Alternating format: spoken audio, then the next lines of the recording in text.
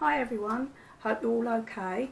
Here is a sunny Sunday, but I have to say you probably won't see this till Monday, so we'll wait and see what Bank Holiday Monday brings.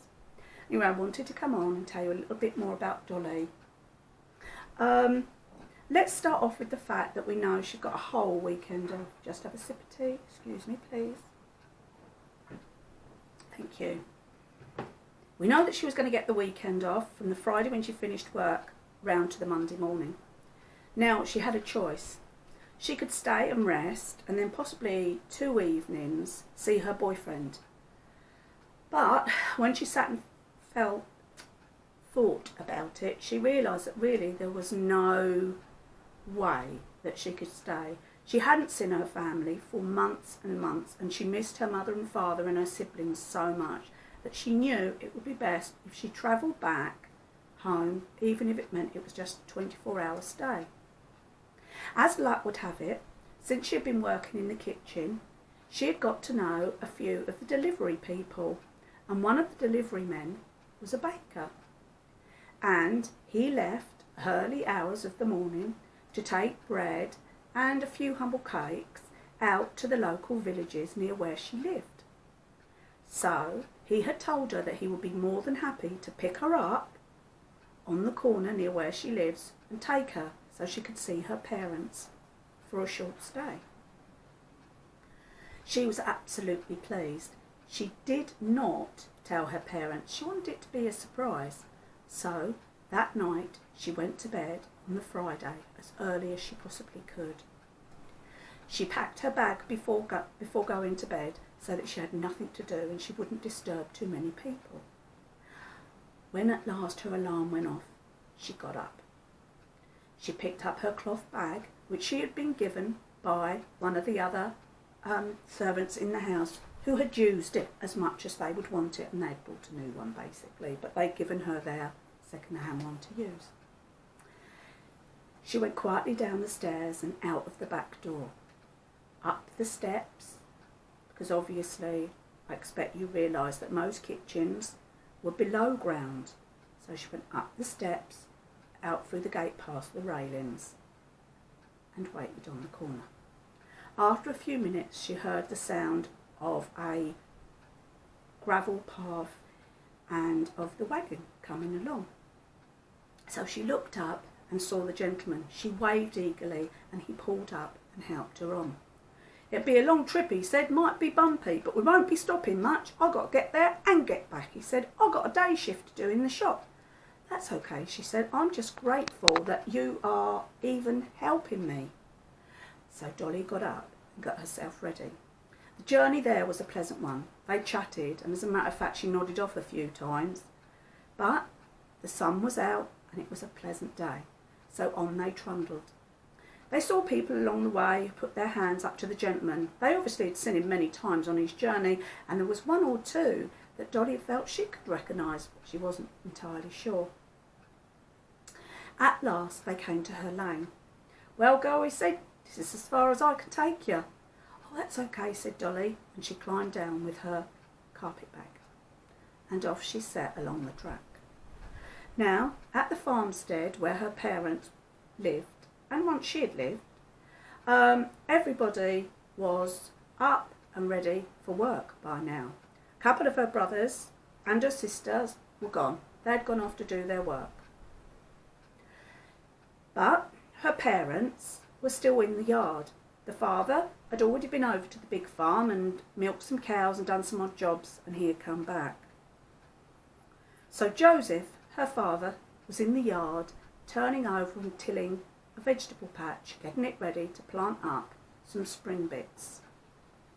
Her mother Sarah had done some chores indoors. She just brought a carpet out, or shall we say a rug, to hang over the line, and she'd got her beater ready to beat it and get some of the dust out of it for the start of a good spring cleaning. She had then turned round, picked up the food for the chickens, and went off across the yard, partway across the field, to feed her chickens. And as she was feeding them, she heard the wagon as it went by at the end of the lane, and thought, "Oh, the baker. I have to send one of the young uns in, see if we can get some penny dough buns." Anyway, she continued on with feeding the chickens. And when she looked up, because she heard someone cough, she couldn't believe her eyes. Our heart beat so quickly, it was her Dolly. She dumped down the stuff and ran across the track and the field, and there they greeted on the old gravel trail. They were so pleased to see each other that there were tears in each other's eyes. "Sorry I didn't tell you, Ma," said Dolly, "but I wanted it to be a surprise. I've got the weekend off. He's going to pick me up on Sunday evening," he said. "Is that okay?" "Oh, it's wonderful," said Sarah, her mother. Mother and daughter, arm in arm, walked back chatting about the day and what had been going on in Dolly's life. She told her mother about the ring and all sorts of things, and obviously about her beau, who her parents hadn't even met yet. When at last they got outside the house, she looked and there was her father, tilling. "I'll tell you what I'll do. I'll call him in for a cuppa," she said. "You be sitting at the table." So there was Dolly, sitting at the table, waiting.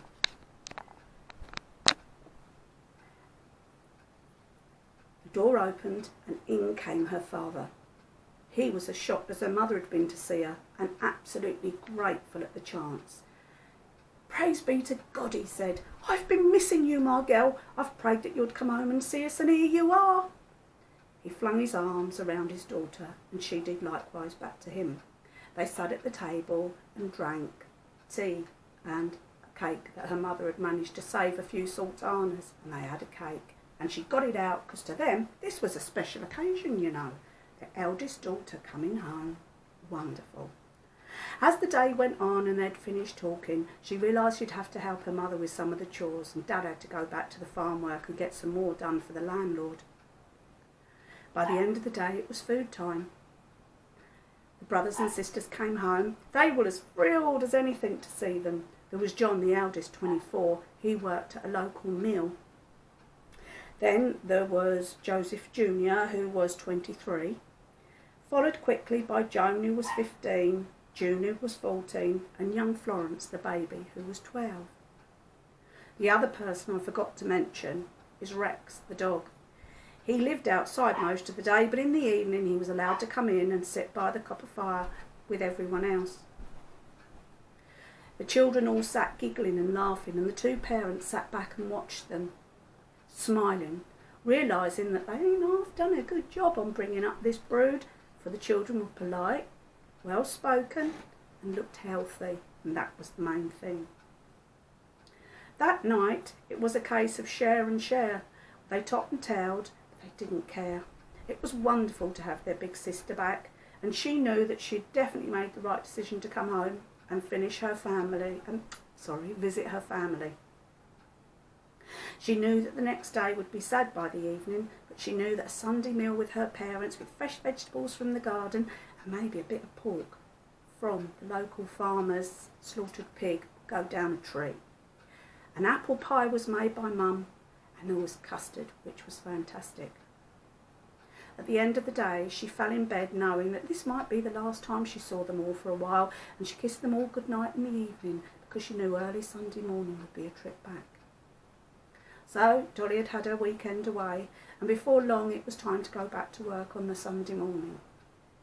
She knew that time would heal the fact that she missed them so much, but there'd always be that inkling that she needed to go home.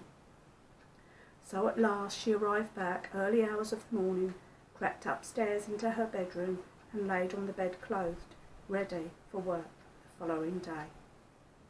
So I'll say goodbye to you now, and we'll find out what Dolly does next. Thank you for watching.